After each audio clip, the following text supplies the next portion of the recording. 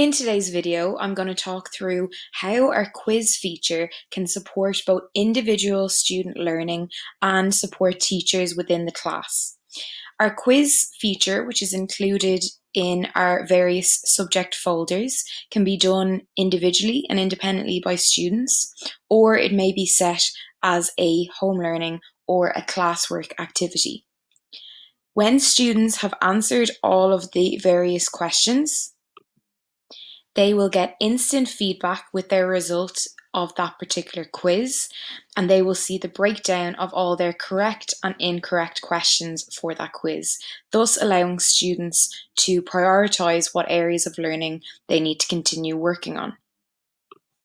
Furthermore, as a class teacher, if you have the students in your class paired up with your own account, you will be able to go into student progress, selecting the subject relevant and going into show quiz progress.